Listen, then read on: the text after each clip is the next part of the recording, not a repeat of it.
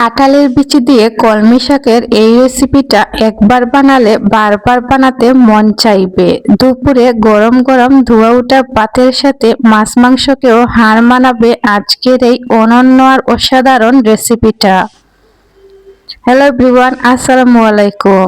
যে যেখান থেকে আমার এই ভিডিওটি এই মুহূর্তে দেখছেন আপনাদের সবাইকে অনেক অনেক ধন্যবাদ জানাচ্ছি আজকে আমার ভিডিওটি দেখার জন্য। আপনারা অবশ্যই বুঝতে পারছেন আমি কিসের কথা বলতেছি। এখানে আমি নিয়ে নিলাম কাঁঠালের বিচি, সাথে আলু, আর এখানে দেখেন কলমি শাক। তারপর আরও একটা স্পেশাল সবজি আছে, সেটা হচ্ছে গিয়ে কচুরলতি। গ্রামের ঐতিহ্যবাহী এই রেসিপিটা একবার যদি বানান বারবার বানাবেন। যারা আমরা গ্রামে থাকি তারা কিন্তু এই রেসিপিটা প্রতিদিন বানিয়ে খেতে পারবেন। কলমি শাকটা আমাদের নিজেদের গাছের, আর গাছের কলমি শাক, গাছের কচুরলতি, আর সাথে হচ্ছে গিয়ে কাঁঠালের বীজটাও আমাদের নিজেদের গাছের। যার কারণে এই তরকারিটার স্বাদ হয়েছিল একবারেই অতুলনীয়। তারপর এখানে কচুরলতিটা খুব সুন্দর করে কুটে বেছে পরিষ্কার করে নিচ্ছেন আমার আম্মা। আর এখানে আমি দেখেন খুব সুন্দর করে এই কলমি শাকটা বেছে নিচ্ছি। কলমি শাকের মধ্যে অনেক ডাঁটা বের হয়েছে, সেইগুলো আর না দিলেই ভালো লাগে তরকারিতে, যার কারণে ওই ডাঁটাগুলো আমি ফেলে দিব। আমার কিন্তু কলমি শাকটা বানানো হয়ে গেল। তারপর দেখেন কলমি শাকটা একটা বাউলের মধ্যে আমি রেখে দিচ্ছি। মাছ মাংসকেও হার মানাবে আজকের এই দুর্দান্ত তরকারিটা। যারা পছন্দ করেন তারা কিন্তু চেটেপুটে খাবেন, আর যারা পছন্দ করেন না তারাও খাবেন আজকের রেসিপিটা চেটেপুটে। আলুটাও দেখেন আমি কেটে নিচ্ছি, যেহেতু আমি আজ এই তরকারিতে ইউজ করব শুটকি, আর চাপা শুটকি দিয়েই কিন্তু এই তরকারিটা আমি রান্না করব। যাদের মুখে রুচি চলে গিয়েছে আমি 100% গ্যারান্টি দিয়ে বলতে পারি আজকের রেসিপিটা অনেক বেশি উপকারে আসবে। যাদের মুখে একদম রুচি নেই, মুখে রুচি ফেরত চলে আসবে যদি আপনারা একবার বানিয়ে খান, আর বারবার বানাতে ইচ্ছে করবে। কাঁঠালের বীজটা আমি এখানে দেখেন ছাই দিয়ে কেটে নিলাম। এখন কাঁঠালের বীজটা একটা সাইডে পরিষ্কার করে তুলে রেখে দিব। যারা আমার চ্যানেলে নতুন তারা অবশ্যই আমার চ্যানেলটি সাবস্ক্রাইব করে আমার পাশে থাকবেন, যাতে আমি নিত্য নতুন ভিডিও ছাড়ার সাথে সাথে আপনাদের কাছে নোটিফিকেশন যায়, এবং সেই নোটিফিকেশন ধরে আমার চ্যানেলে যত ধরনের ভর্তা ভিডিও প্লাস অনেক ধরনের ভিডিও আছে সবগুলো ভিডিও আপনারা ভিজিট করতে পারেন।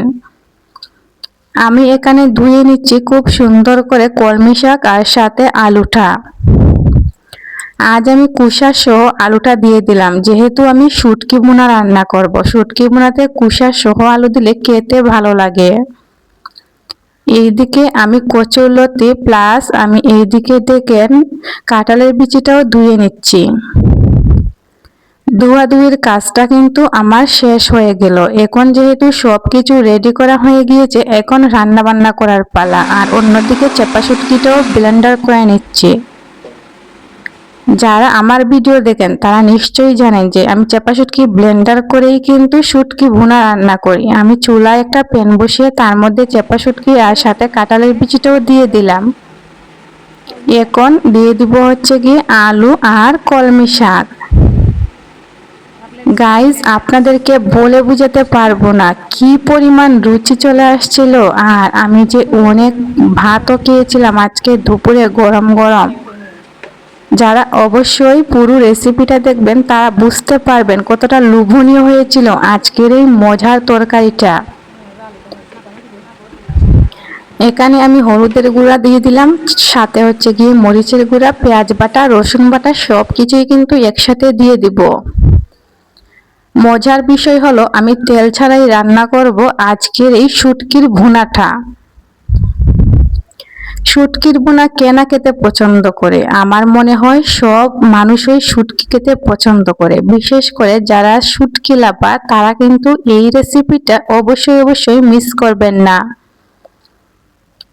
আশা করছি পুরো ভিডিওটি দেখে আপনারা সবাই কমেন্ট করে জানাবেন আমার আজকের এই রেসিপিটা কিরকম হয়েছে। এই যে দেখেন আস্তে আস্তে কিন্তু আমার রান্নাটা হয়ে যাচ্ছে। যত বেশি কষানো হবে ততই কিন্তু রান্নার স্বাদটা অনেকটা বেড়ে যাবে। আমি কিন্তু কষিয়ে এখন দিয়ে দিব তার মধ্যে কচুরলতিটা যাতে গলে না যায়, যার কারণে আমি শেষে দেওয়ার ট্রাই করলাম। আপনারা কিন্তু অবশ্যই শেষে দিবেন কচুরলতিটা, যখন আপনারা দেখবেন যে কাঁঠালের বিচি আর সাথে হচ্ছে গিয়ে আলু আর কলমি শাকটা সেদ্ধ হওয়ার পরে। তারপর আমি মাছটাও দিয়ে দিলাম, অল্প কিছুক্ষণ রেখে মাছটাও কিন্তু দিয়ে দিলাম। সব কিছুর সংমিশ্রণে একটা ভিন্ন স্বাদের তরকারি আমি আপনাদের জন্য নিয়ে আসলাম। এখন একটু ঝোলও দিয়ে দিলাম। ঝোলের পরিমাণটা আপনারা কিন্তু পরিমাণ অনুযায়ী দিবেন। আমি অল্প ঝোল দিলাম যেহেতু আমি শুটকির একটা ভুনা রান্না করব। আর এই তরকারিটা আরো বেশি মজার করার জন্য আমি এখানে একটা বোম্বে মরিচ নিয়ে নিলাম। আর এখন আমি এই বোম্বে মরিচটা কেটে কুটে রেডি করে নিচ্ছি আমি আমার এই মজার তরকারিতে দেওয়ার জন্য। এই যে দেখেন বোম্বে মরিচটাও কিন্তু এখন আমি দিয়ে দিলাম। এই মরিচ দেওয়ার ফলে এই তরকারির স্বাদ, গন্ধ, কালার সব কিছুই যেন পাল্টে গেল। আর এতটা লোভনীয় হয়েছিল আর খুব বেশি স্পাইসি হয়েছিল। আমার রান্নাটা কিন্তু কমপ্লিট। এখন দেখেন আমি তুলে নিচ্ছি একটা বাটিতে, খুব সুন্দর করে পরিবেশন করছি। আমার আজকের এই তরকারিটা কিরকম হয়েছে অবশ্যই কিন্তু আপনারা সবাই কমেন্ট করে জানাতে ভুলবেন না। আপনাদের কমেন্ট কিন্তু আমার অনেক বেশি ভালো লাগে। যখন আপনারা সুন্দর সুন্দর গঠনমূলক কমেন্ট করেন, সেই কমেন্টগুলো পড়তেও ভালো লাগে। আপনাদের যদি খাবার লোভ লেগে যায়, বলবো আপনারা এই মুহূর্তে এই তরকারিটা রান্না করে খান। খেতে যেমন মজা, দেখতে তেমন সুন্দর, খাওয়ার রুচিটাই চলে আসছিল যখন আমি এই ভুনাটা রান্না করেছিলাম। ফাইনালি আমার দেখেন পরিবেশনটা কিরকম হয়েছে। এখন আমি ভাত নিয়ে আসলাম আর এখানে একটা বোম্বে মরিচ নিয়ে আসলাম মরিচের সাথে, আর এই তরকারিটা দিয়ে অনেকগুলো ভাত খেলাম। আমি তো আর অন্য কোনো কিছু নিলাম না, কারণ অন্য কোনো কিছু নেওয়ার দরকারই পড়লো না।